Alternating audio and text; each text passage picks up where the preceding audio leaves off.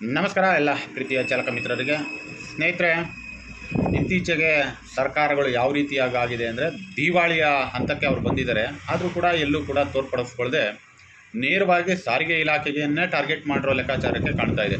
ಏಕೆಂದರೆ ಈ ಹಿಂದೆ ಎಲ್ಲ 500 ರೂಪಾಯಿ ನೋ ಪಾರ್ಕಿಂಗ್ ಕೇಸ್ಗಳು ಇದ್ದದ್ದು, 500 ರೂಪಾಯಿ ಇದ್ದದನ್ನು ಏಕಾಏಕಿ 1000 ರೂಪಾಯಿಗೆ ಏರಿಕೆಯನ್ನು ಮಾಡಿರ್ತಕ್ಕಂಥದ್ದು ಎಲ್ಲೋ ಒಂದು ಕಡೆ ಚಾಲಕರುಗಳ ದುಡಿಮೆಗೆ, ಇವರ ಜೀವನಕ್ಕೆ ಆಧಾರವಾಗಿರ್ತಕ್ಕಂಥ ವಾಹನವನ್ನು ಇಟ್ಕೊಂಡಿರೋರ ಜೀವನಕ್ಕೆ ಕೊಳ್ಳಿ ಇಡುವಂತಹ ಕೆಲಸ ಕಾರ್ಯಗಳನ್ನು ಮಾಡ್ತಾ ಇದೆ ಅಂತ ನಮಗನ್ನಿಸ್ತಾ ಇದೆ. ಸ್ನೇಹಿತರೆ, ತಮ್ಮೆಲ್ಲರಿಗೂ ಕೂಡ ಗೊತ್ತಿರಬಹುದು, ಇವತ್ತು ಒಬ್ಬ ಆಟೋ ಚಾಲಕನ ಜೀವನ ಎಲ್ಲಿಗೆ ಬಂದು ನಿಂತಿದೆ ಅಂತಕ್ಕಂಥದ್ದನ್ನು ತಾವೆಲ್ಲರೂ ಕೂಡ ಸೂಕ್ಷ್ಮವಾಗಿ ಗಮನಿಸಿರ್ತೀರ. ಒಂದು ಕಡೆಗೆ ಬೈಕ್ ಟ್ಯಾಕ್ಸಿ ಅಂತಕ್ಕಂತಹ ಒಂದು ಮಹಾ ಮಾರಿಯ ಜೊತೆಯಲ್ಲಿ ಯುದ್ಧ ಮಾಡ್ತಾ ಇದ್ದರೆ, ಇನ್ನೊಂದು ಕಡೆಗೆ ರಾಜ್ಯ ಸರ್ಕಾರ ಮೌನ ವಹಿಸಿ ಮಲ್ಕೊಂಡಿರತಕ್ಕಂಥದ್ದನ್ನು ತಾವುಗಳೆಲ್ಲರೂ ಕೂಡ ನೋಡಿರ್ತೀರ.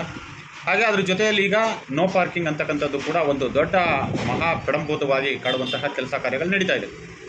ಇವತ್ತು ಹಲವಾರು ಚಾಲಕರುಗಳು ಮಧ್ಯಾಹ್ನ ಏನು ಪೀಕ್ ಅವರ್ ಮುಗಿದ ನಂತರದಲ್ಲಿ ಎಲ್ಲರೂ ಕೂಡ ದುಡಿಮೆ ಇಲ್ಲದೆ ರಸ್ತೆ ಬದಿಯಲ್ಲಿ ವಾಹನಗಳನ್ನು ನಿಲ್ಲಿಸ್ಕೊಂಡು ನಿಂತ್ಕೊಂಡಿರ್ತಕ್ಕಂಥದ್ದು ಸರ್ವೇ ಸಾಮಾನ್ಯವಾಗಿದೆ. ಬೆಂಗಳೂರು ನಗರದಲ್ಲಿ ಒಂದು ಬಾಡಿಗೆ ಕಾಯ್ತಾ ಇರ್ಬೋದು, ಇಲ್ಲ ಬಾಡಿಗೆಯೇ ಬರದೆ ಗ್ರಾಹಕರುಗಳೇ ಇಲ್ಲದೆ ರಸ್ತೆ ಬದಿಯಲ್ಲಿ ಹಾಕ್ಕೊಂಡು ಕುಳಿತುಕೊಂಡಿರ್ತಕ್ಕಂತಹ ಚಾಲಕರುಗಳನ್ನೇ ಟಾರ್ಗೆಟ್ ಮಾಡಿ ತಾವು ಹಿಂಬದಿಯಿಂದ ಫೋಟೋಗಳನ್ನ ತೆಗೆದು 1000 ರೂಪಾಯಿ ದಂಡವನ್ನು ಹಾಕಿದರೆ ನಿಜವಾಗಲೂ ಕೂಡ ಅಷ್ಟು ದಂಡವನ್ನು ಕಟ್ಟೋದಕ್ಕೆ ಚಾಲಕನ ಕೈಯಲ್ಲಿ ಶಕ್ತಿ ಇದೆಯಾ ಅಂತಕ್ಕಂಥದ್ದನ್ನು ತಾವೆಲ್ಲರೂ ಕೂಡ ಗಮನಿಸಬೇಕಾಗತ್ತೆ. ಹಾಗೆ ನಗರದ ಟ್ರಾಫಿಕ್ ಕಮಿಷನರ್ ಅವರು ಈ ಒಂದು ಆದೇಶವನ್ನು ನಿಜವಾಗಲೂ ಕೂಡ ಪರಿಶೀಲನೆಯನ್ನು ಮಾಡಬೇಕಾಗುತ್ತೆ.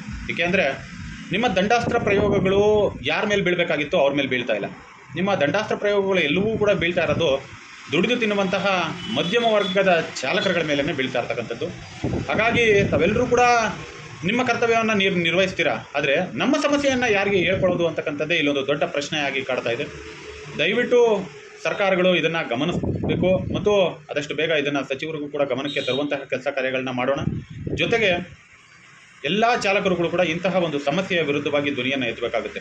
ಏಕೆಂದರೆ ಇಲ್ಲಿ ಯಾವುದಕ್ಕೂ ಕೂಡ ಹೋರಾಟಗಳು ಧ್ವನಿಯನ್ನು ಎತ್ತದೇ ಇದ್ದರೆ ನಮ್ಮನ್ನು ಮುಳುಗಿಸುವಂತಹ ಕೆಲಸ ಕಾರ್ಯಗಳು ಹೊಸ ಹೊಸ ಯೋಜನೆಗಳನ್ನ ತೊಗೊಂಡು ಬರ್ತಾರೋ ವಿನಃ ಯಾವುದನ್ನೂ ಕೂಡ ನಮಗೆ ದುಡಿಮೆ ಆಗುವ ರೀತಿಯಲ್ಲಿ ಯೋಜನೆಗಳನ್ನ ತೊಗೊಂಡು ಬರ್ದೇ ಇರತಕ್ಕಂಥದ್ದು ಎಲ್ಲೋ ಒಂದು ಕಡೆ ಇಡೀ ಚಾಲಕ ವರ್ಗವನ್ನು ಮುಳುವಾಗಿಸ್ತಾ ಇರ್ತಕ್ಕಂಥದ್ದು ಎದ್ದು ಕಾಣ್ತಾ ಇದೆ. ಹಾಗಾಗಿ ಚಾಲಕರುಗಳು ಈ ವಿಚಾರವಾಗಿ ಧ್ವನಿಯನ್ನು ಎತ್ತಬೇಕು ಅಂತೇಳಿ ಕೇಳ್ಕೊಳ್ತೇನೆ.